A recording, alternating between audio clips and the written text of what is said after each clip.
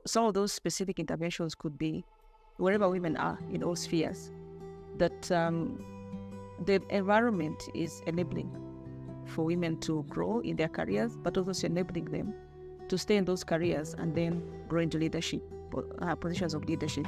When I think about creating enabling environment, it's about the policies, good policies, but also good implementation of those good policies. It's about institutional culture that enables women to stay, a culture that is devoid of abuse, that is devoid of harassment, that is devoid of disrespect, so that when women come to work, they can actually feel like they are respected and they are valued, and then they can hang around enough to grow their leadership skills. The second is around the broader society, because whatever we do, we exist in the society. And I think we have to be intentional about tackling the harmful norms that keep women behind. Whether they are norms in how we see girls and boys, how we rear our children, how we see young adolescents, how we see young women.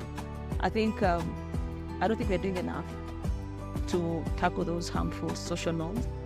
And if we don't do it, almost everything else is for naught. Because it's a big driver of even the environments that I'm talking about within institutions. If people have been socialized in certain way, then they can't create those environments that we're looking for.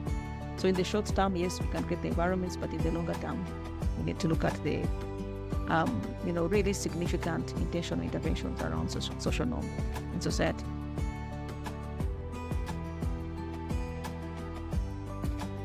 I'll speak mostly about how would gender equity advance women's health. And from a research science perspective, there are different ways of looking at this. One is that most of the science that is used in health comes from studies. And those studies include testing therapeutics or things to treat illnesses or things to promote health. It is research on things that diagnose disease or things that can be used, whether they are tools, whether they are aids, or whether they are surgical procedures. So there's a lot of bias in science, and that's a function of gender inequity.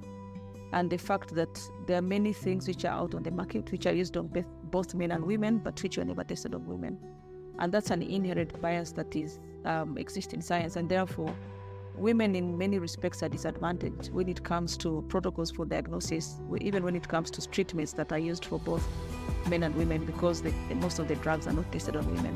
But generally, if looking at the broader society perspective, what gender equity does, it also provides opportunities for everyone to have,